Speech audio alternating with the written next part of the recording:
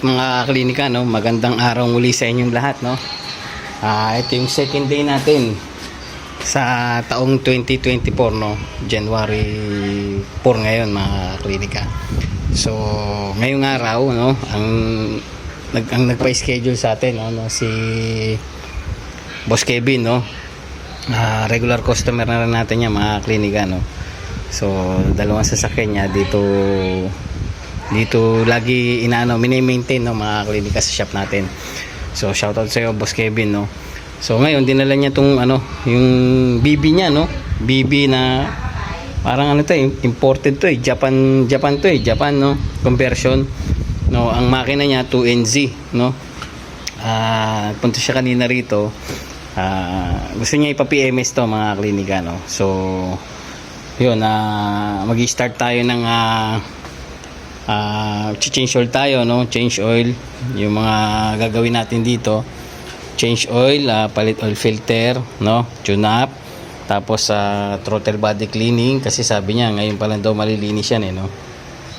And then palit tayo ng siguro ng air filter na, no, mga klinika, kasi yung sinilip ko medyo madumi na talaga. And then flashing tayo nito ng brake fluid. Yan, so maitim na talaga, no, mga klinika. And then top up lang tayo ng steering, no, sa steering pump. And then check na rin tayo ng transmission oil ng automatic to mga klinika, no. So yun, nagtanggal na ako ng pole ng battery, no. Every time na may gagawin kayo sa makina, no, make sure na magtanggal kayo ng kahit isang pole lang ng battery, lalo na kung sa electrical system kayong magto-troubleshoot ng mga klinika. Make sure na laging tanggal yung isang pole ng battery para maiwasan natin yung shortage pa mga klinika, no. So ayun, yun lang naman, no. So sabi niya ang mga preno naman daw okay pa naman, kapapalinis niya lang niya, no. So ayun lang, dito lang tayong po-focus sa makina, no, for PMS sa mga klinika. And then cleaning na rin tayo ng spark plug pala, no. So ayun, tara, umpisahan na natin to. Let's go. Okay, ito na mga klinika, no. So natanggal ko na tong valve cover, no.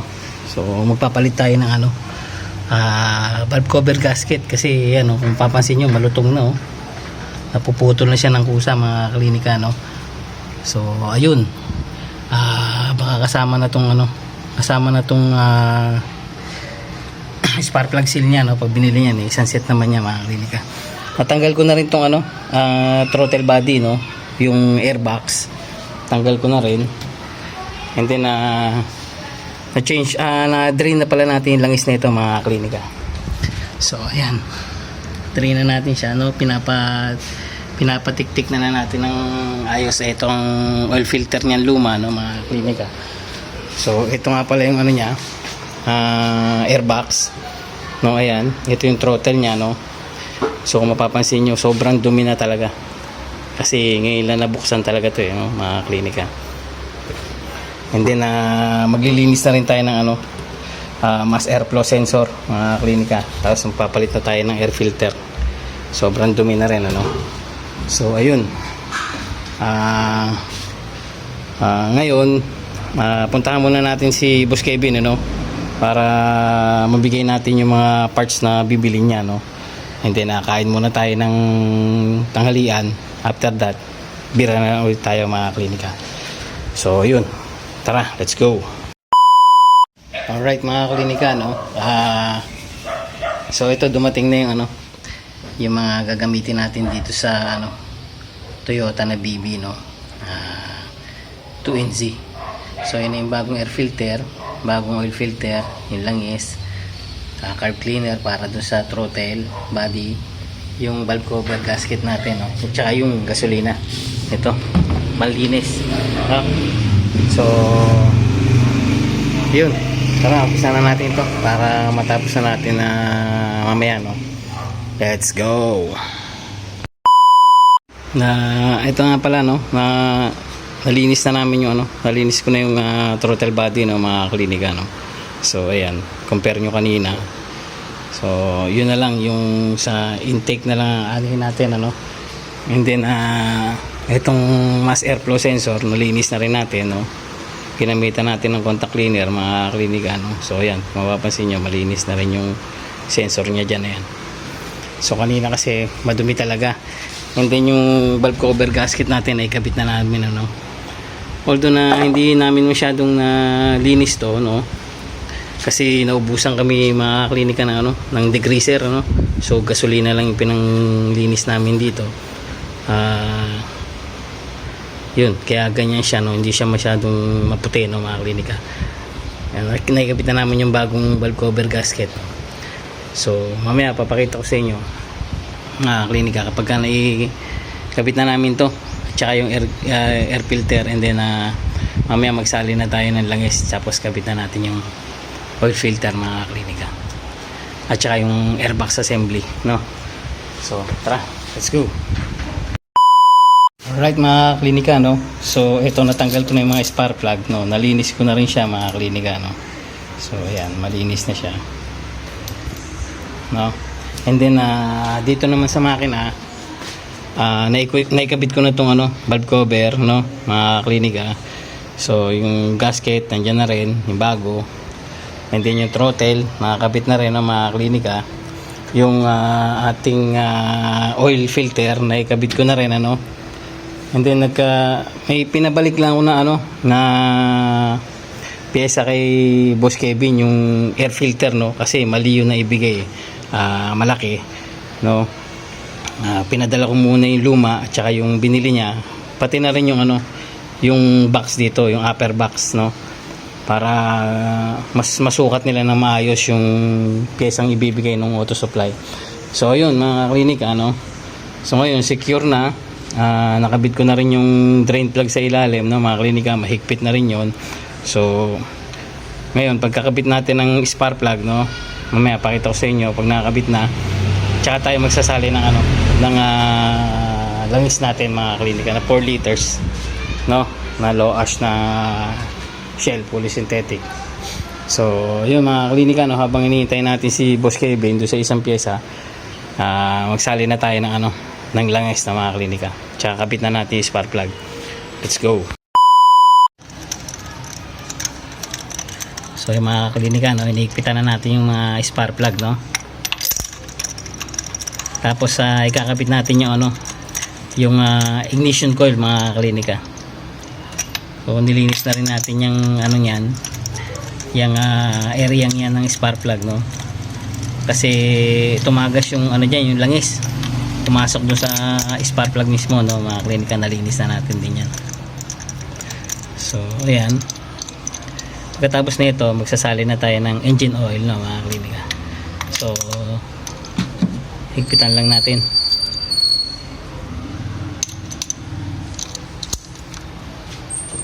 Ayan.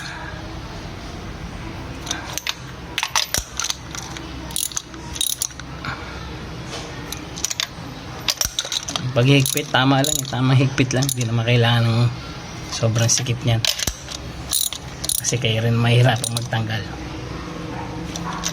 Okay, mga klinika, so kabitan natin yung, ano, ignition coil.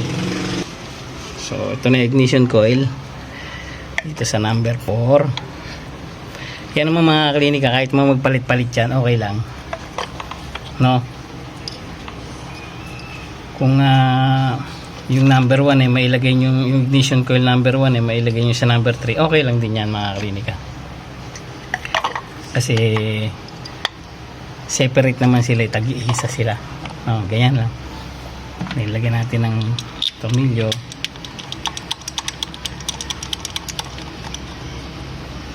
Ayan. So habang hinihintay natin si bossing, ano, pagkatapos pala na ito, no, mga klinika, pagkatapos natin dito sa makina, flashing na tayo ng, ano, nung brake fluid, mga klinika. So ayan,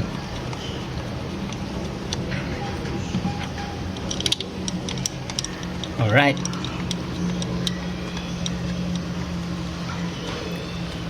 So ayan, no, hihigpitan ko na lang yan mamaya maya, no, tapos magsalin na tayo ng engine oil. Let's go. Tara, salin tayo.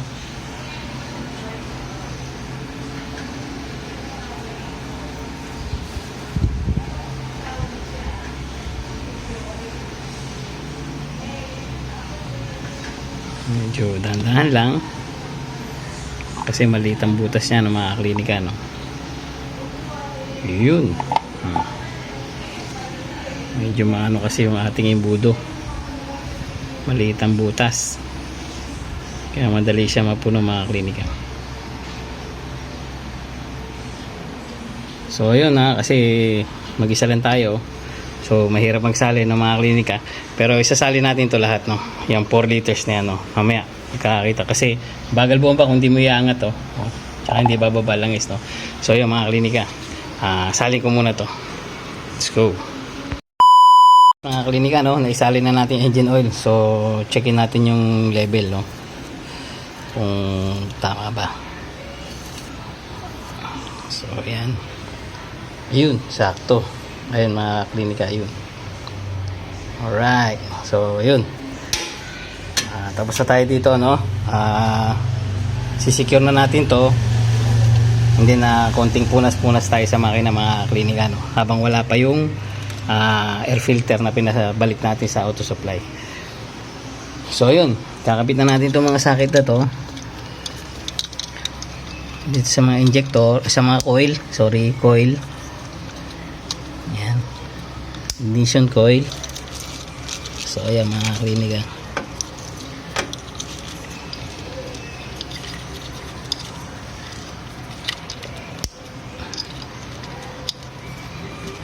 Alright, ayan na. Yung itong hose na to dito sa may breather ng throttle.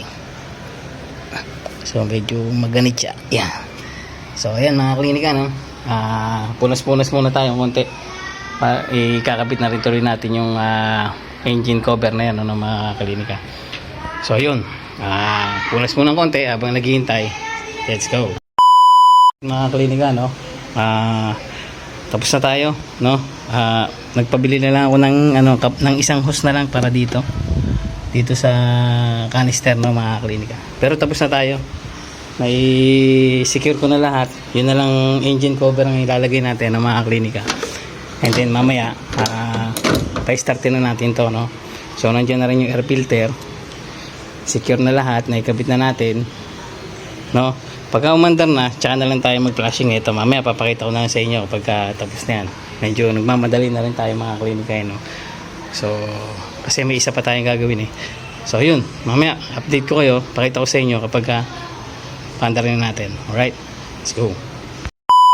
Mga klinika, no? So, ito tapos na tayo rito sa 2NZ na Toyota BB. Yung Japan, no? Mga klinika. So ngayon try natin start. Sa bagay mga klinika, pina-start ko na to kanina, eh, no? Kasi dumating yung may-ari, eh, no? So hindi ko na videoan. So papakita ko lang ulit sa inyo pagpapa-start, no? Okay. Ayan. So start.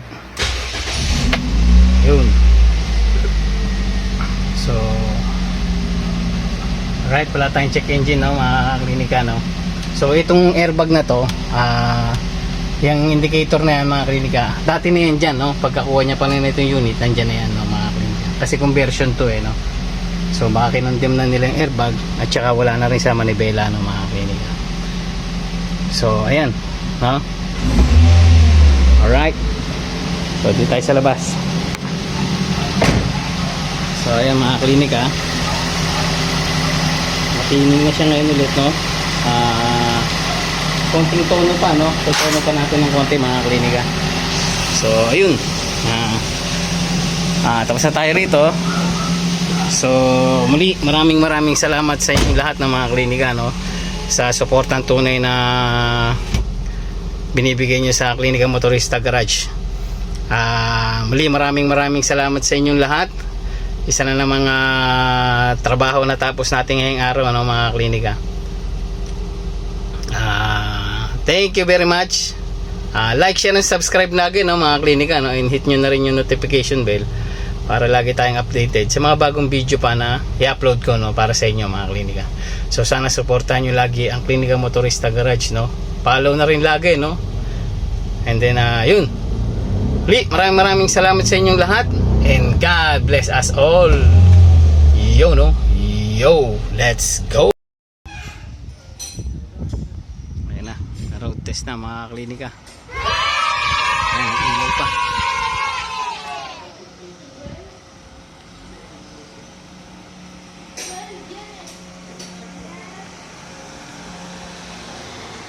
Ayan. Alright, goods na goods na. Let's go.